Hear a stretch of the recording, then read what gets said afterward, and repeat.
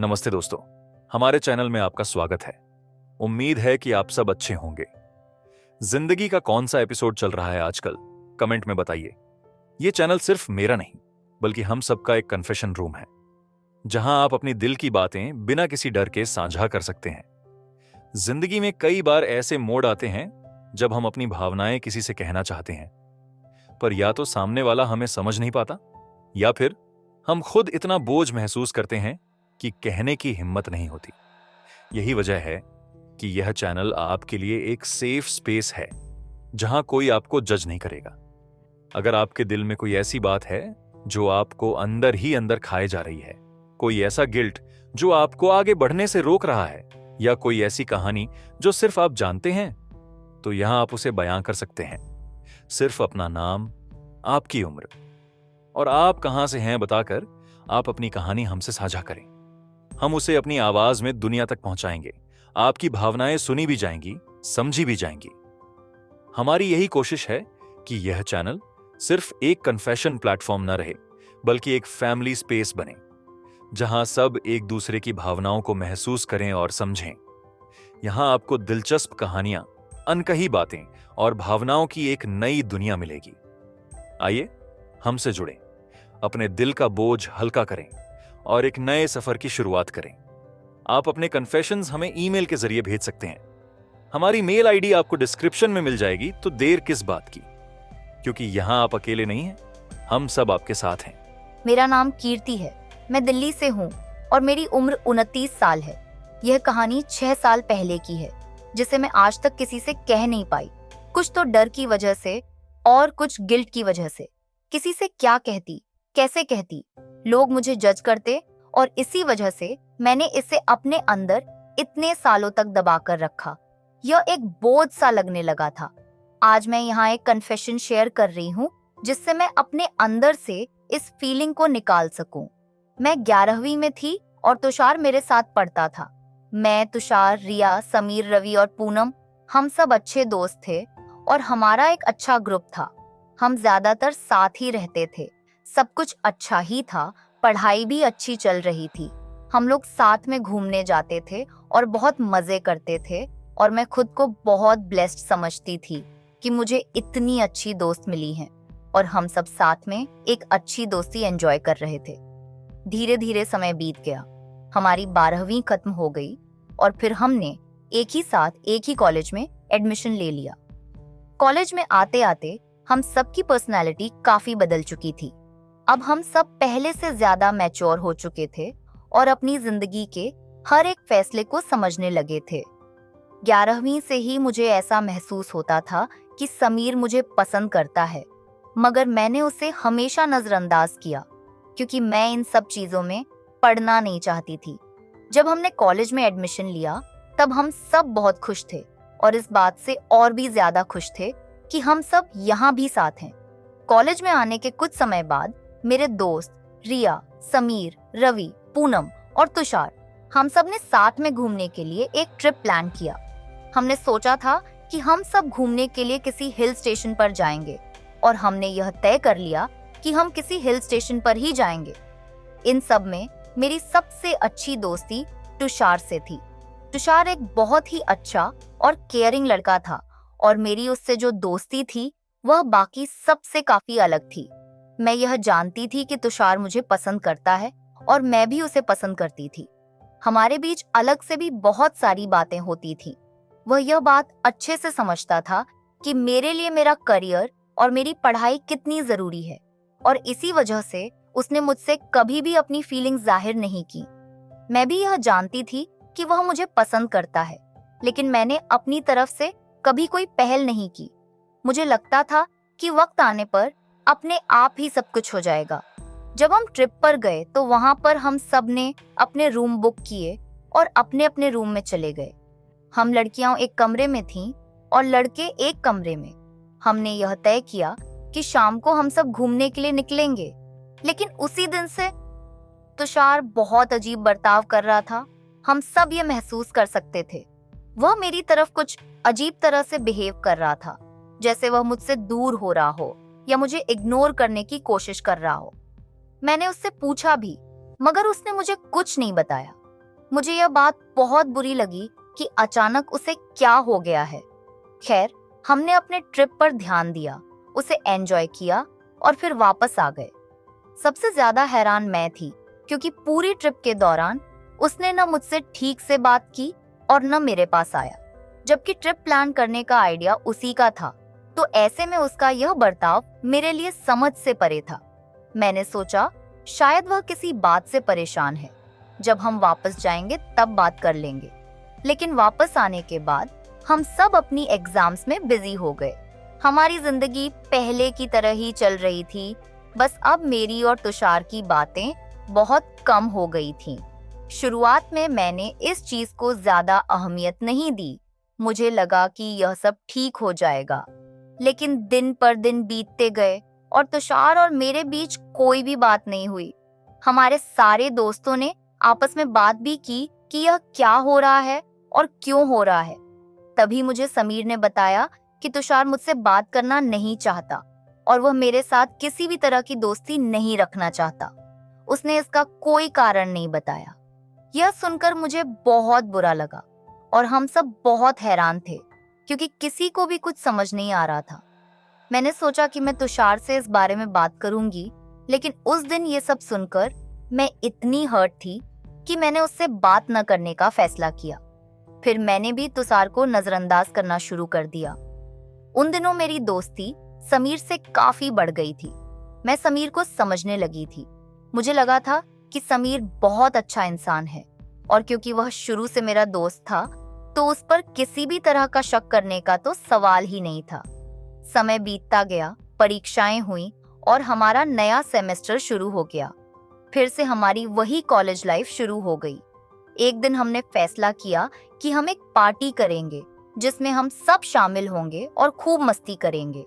हमने पार्टी की पूरी योजना बना ली, लेकिन तुषार ने मुझे पार्टी में आने से मना कर दिया। उसने सबके सामने साफ कह दिया कि अगर मैं पार्टी में आई तो वह नहीं आएगा, और अगर वह आएगा तो मैं नहीं आ सकती। मुझे बहुत बुरा महसूस हुआ। तुषार ने मुझे कभी नहीं बताया कि ऐसा मैंने क्या कर दिया था जो वह मुझे इस तरह से नजरअंदाज कर रहा था और मुझसे दूरी बनाने की कोशिश कर रहा था। मैंने गुस्से में बोल दिया कि मैं पार्टी में आऊंगी, तुम्हें नहीं आना है तो मत आना। यह सुनकर वह गुस्से में वहां से उठकर चला गया और मैं उसे देखती रह गई। उसके पीछे पीछे बाकी सब भी जाने लगे, लेकिन समीर ने सबको रोक दिया और कहा, उसे मैं ले आऊंगा, तो उसके लिए परेशान मत हो। मैं नहीं जानती समीर ने उसे आने के लिए कैसे मनाया। शाम को पार्टी में हम सब मिले और तुषार ने आकर मुझसे हाय कहा। मैं थोड़ी हैरान हुई और मुझे बुरा भी लग रहा था कि हमारे बीच इतनी दूरी आ गई थी और हमने कभी खुलकर इस बारे में बात नहीं की थी। इसलिए मैं समझ नहीं पा रही थी कि मैं उसे कैसे बताऊं कि उसका यह व्यवहार मुझे बहुत बुरा लग रहा है। पार्टी शुरू हो गई थी। पार्टी में कुछ ऐसे लोग भी थे जिन्हें मैं नहीं जानती थी और समीर उनके साथ बिजी था। तुषार और बाकी दोस्त भी अपने अपने में बिजी थे। मेरा मन नहीं लग रहा था, इसलिए मैं जल्दी घर जाना चाहती थी। मैं समीर के पास गई तो मैंने उसे किसी से कहते हुए सुना, कीर्ति अब सिर्फ मेरी है, टेंशन मत ले। मुझे यह सुनकर बहुत अजीब लगा।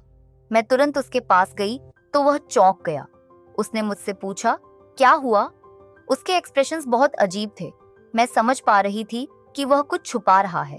मैंने उसे कहा कि मुझे घर जाना है, मेरा मन नहीं लग रहा। उसने कहा, मैं छोड़ देता हूँ। मैंने मना किया और कहा कि पार्टी छोड़कर मत आओ, लेकिन उसने कहा, कोई बात नहीं, तू इम्पोर्टेंट है कीर्ति। मैंने कुछ नहीं कहा और उसके पीछे पीछे चल दी। मुझे जाते हुए तुषार ने देख लिया था। मैंने भी उसे देखा, लेकिन उसका चेहरा अच्छा नहीं लग रहा था, जैसे कुछ अजीब महसूस कर रहा हो। समीर ने मुझे घर छोड़ा और वापस चला गया। थोड़ी देर बाद मेरे घर की बेल बजी। मैंने दरवाजा खोला तो देखा तुषार था। मैंने उसे देखकर पूछा, क्या हुआ, तुम यहाँ क्या कर रहे हो? उसने कहा, पहले अंदर आ जाऊं। मैंने दरवाजा खोला और वह अंदर आकर बैठ गया। शायद उसने थोड़ी ड्रिंक कर रखी थी, क्योंकि हल्की सी स्मेल आ रही थी। पहले तो वह नॉर्मल बातें करने लगा, फिर अचानक मुझसे पूछा, तुम्हारे और समीर के बीच कैसा चल रहा है सब? ये सुनकर मैं शॉक हो गई। मैंने उससे पूछा, ये क्या बकवास कर रहे हो?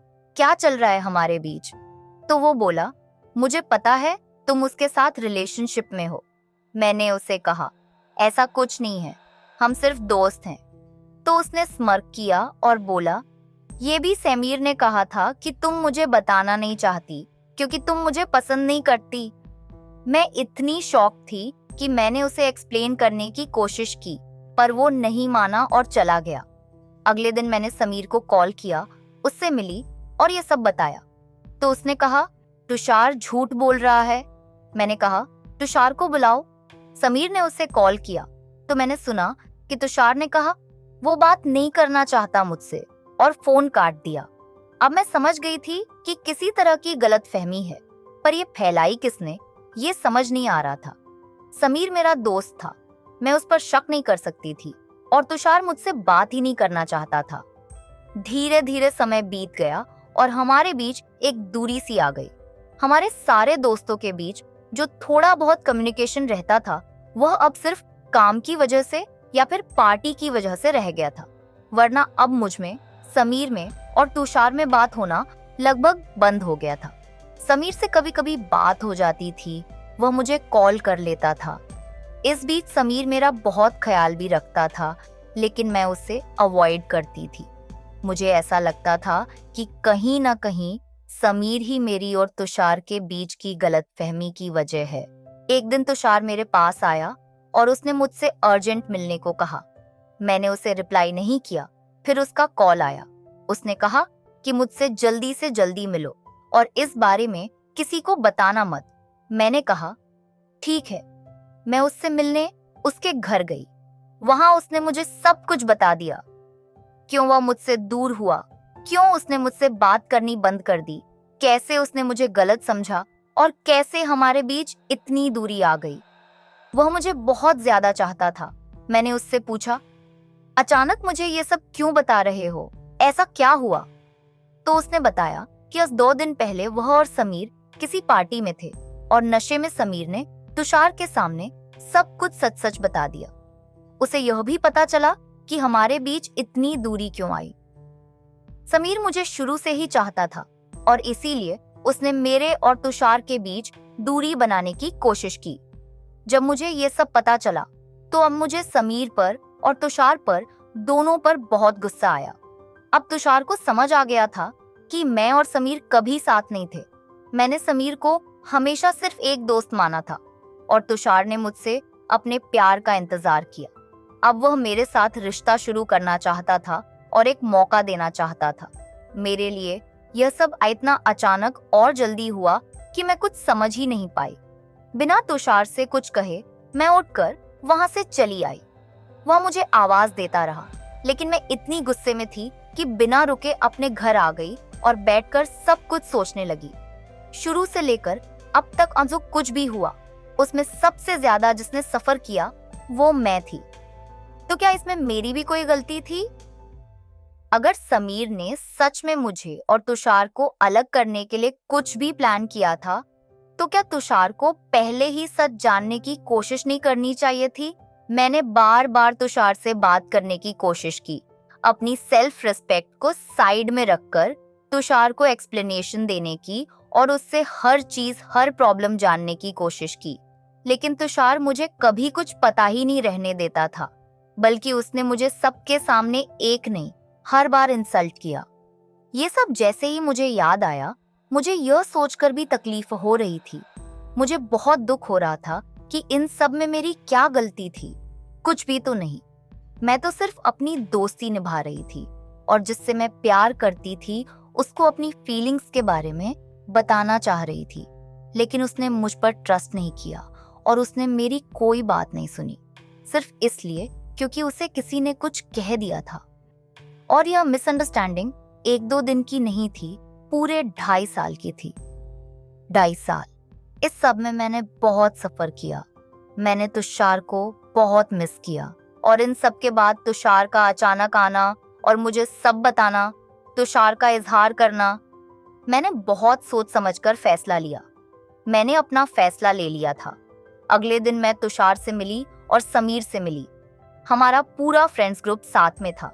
मैंने ही सबको बुलाया था और सबके सामने मैंने समीर को कन्फ्रंट किया और समीर ने गुस्से में बता दिया कि हाँ, उसने ही सब किया क्योंकि वह मुझे चाहता था। मुझे बहुत हर्ट हुआ कि उसने अपनी फीलिंग्स की वजह से हमारी दोस्ती भी खराब कर दी थी और मैंने तुषार के प्रपोजल को भी रिजेक्ट कर दिया था। तुषार शायद हैरान था और सब लोग मुझे देख रहे थे, लेकिन मैंने उसके प्रपोजल को साफ तौर पर रिजेक्ट कर दिया था और उसका बहुत बड़ा रीजन था मेरे पास। जब हम रिश्ते में आए नहीं थे, हमारी दोस्ती सालों पुरानी थी और इतनी सालों पुरानी दोस्ती में भी तुषार किसी और की बातों में आकर मुझे छोड़ने को तैयार था। उसने मुझ पर विश्वास नहीं किया, मुझसे किसी तरह की बात करने की भी कोशिश नहीं की और मुझे मिसअंडरस्टैंड किया।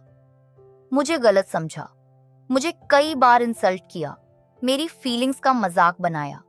इसलिए मैंने उसके प्रपोजल को यह सब बोलकर ही रिजेक्ट कर दिया कि अब रिश्ते में भरोसा और समझ बहुत ज्यादा जरूरी है और अगर हमारे बीच में वह नहीं है तो आगे भी नहीं होगी। एक छोटी सी मिसअंडरस्टैंडिंग की वजह से जब उसने मुझे आज इस तरह से ट्रीट किया और मुझ पर भरोसा नहीं किया, तो आगे जाकर क्या गारंटी है कि कोई और सिचुएशन होगी और वह मुझे अंडरस्टैंड करेगा और मैं वहां से चली आई। ये सब कहते हुए मेरा दिल बहुत ज्यादा टूट रहा था, लेकिन आज मेरी पहली प्रायोरिटी मैं खुद हूँ और अपने आप को ध्यान में रखते हुए मैंने यह फैसला लिया। मैं अपनी जिंदगी में ऐसे इंसानों को चाहती हूँ जो मुझे प्यार करें, मुझे समझें, जो किसी और की बातों में आकर मुझे समझ न सके। क्या करूंगी यह सब?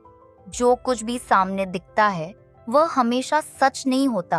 उस दिन के बाद से मैंने अपने करियर पर ध्यान देना शुरू कर दिया और उन लोगों से मिलना बहुत कम कर दिया। इस बीच में तुषार ने मुझे बहुत बार अप्रोच करने की कोशिश की, माफी मांगी, लेकिन मेरे मन से वह और उससे दोस्ती सब कुछ उतर चुका था। मैं बहुत हर्ट थी और ऐसे ही करते करते हमारा 3rd ईयर भी निकल गया।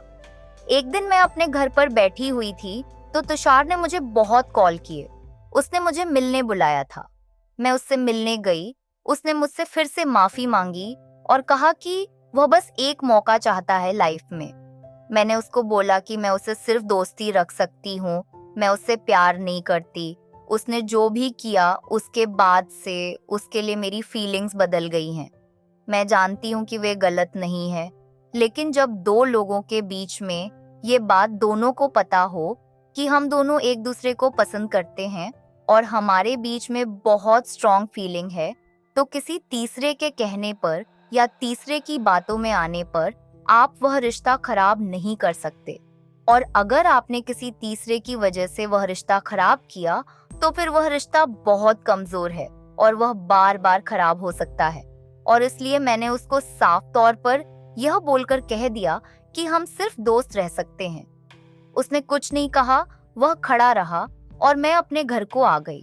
अगले दिन उसने मुझे शाम को 4 बजे बहुत कॉल किया, लेकिन मेरा उससे बात करने का मन नहीं था और मैंने उसका एक भी कॉल नहीं उठाया।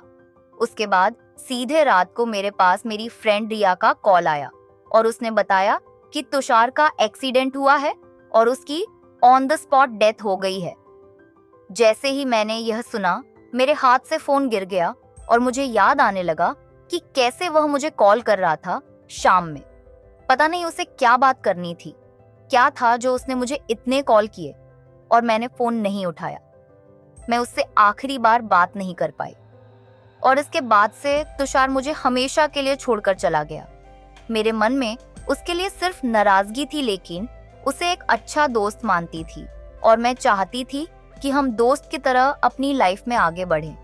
उसका जाना इस तरह से और आखिरी वक्त पर मेरा उससे बात न कर पाना, यह गिल्ट मुझे आज भी तोड़ देता है। आज मेरी शादी हो चुकी है और मेरी शादी को 1 साल हो चुका है और मैं अपने हस्बैंड के साथ बहुत खुश हूँ, लेकिन यह एक ऐसा दर्द है जो मुझे बार बार याद आने पर बहुत तकलीफ देता है। ऐसा लगता है जैसे किसी ने मेरे सीने पर बहुत बड़ा पत्थर रख दिया है और मुझसे कहा है कि तुम अब सांस लो। मैं दुआ करती हूँ कि वह जहां भी हो खुश हो, मैं अपनी जिंदगी में इस गिल्ट के साथ जी रही थी। जिंदगी में मैं बहुत आगे बढ़ गई, लेकिन मैं इस एहसास को किसी के साथ साझा नहीं कर पा रही थी। सबको बस इतना पता था कि मैं उसके जाने से दुखी हूँ, लेकिन मैं किसी को यह नहीं बता पा रही थी कि मैं कितने गहरे गिल्ट में खुद को महसूस कर रही हूँ। मेरा दर्द, मेरी तकलीफ सिर्फ मैं समझ सकती थी, कभी उसका बुरा नहीं चाहा, और शायद इसी वजह से मैं इस बारे में किसी से खुलकर बात नहीं कर पा रही थी। इस चैनल के जरिए मुझे पहली बार इस गिल्ट को शब्दों में ढालने और किसी से कहने का मौका मिला। जो कुछ भी मैं महसूस कर रही थी, जो भी मेरे दिल में दबा हुआ था, वह किसी से कह नहीं पा रही थी, और इसलिए मैंने अपनी कहानी यहाँ भेजी। Hello guys, I am sure आपको ये स्टोरी पसंद आई होगी, तो ढेर सारे प्यार के साथ लाइक करें, अपनी राय कमेंट में ज़रूर बताएं, चैनल को सब्सक्राइब करें, शेयर करें, ताकि सब लोग अपने अनकही फीलिंग्स को हमसे शेयर कर सकें। तो do it before I post a new confession story. Life छोटी सी है, मज़े करो, खुश रहो, बाय बाय।